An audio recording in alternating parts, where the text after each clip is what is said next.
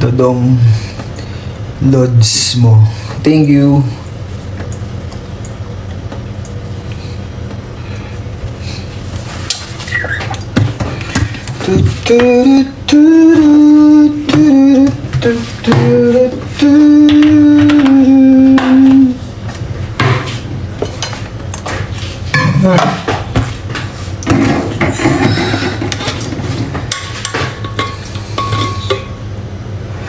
Yung red flag followed.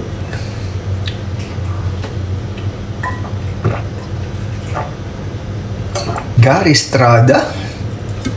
Sino naman yun?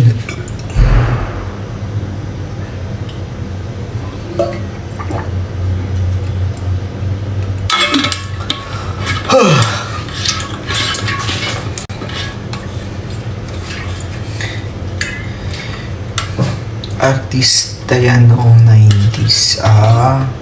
Baka kilala ko sa mukha pero sa pangalan di masyado. May tattoos ka ba? Wala akong tattoo.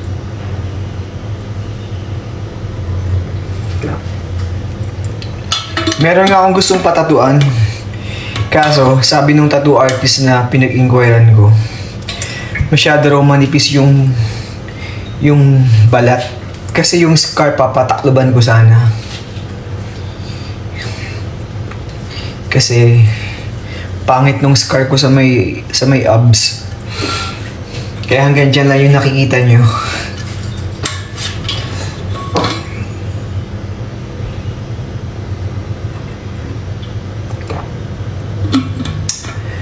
Saan, Lods? Sa may abdominal part.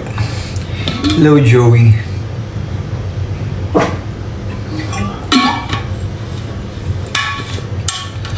Oo, masyado nga manipis. Kaya hindi po pwedeng patatuan. Gusto nyo makita? Pangit eh. Kaya gusto ko siyang ipa-cover kasi ang pangit ng pagkakatahi. Actually, ano siya? Hindi siya tahi eh.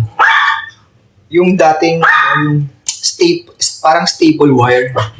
Ganun yung ginamit. Parang nung mga late 90s pa. Kaya lang, dahil bumuka nga siya, dahil staple wire nga yung ginamit, bumuka siya. So, nung nagka-peklat siya, ang pangit na. Tapos, pinareconstructure ko siya parang early 2000. Pinatahi ko.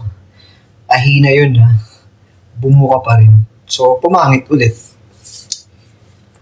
So, naisip ko na lamang na last option, patatuan. Kaya lang, nung dinala ko na sa tattoo artist, masyado raw manipis yung balat. Tsaka piling ko, baka hindi kayanin yung skin ko, lalong pumangit lang. So, hindi na ako nagpatato.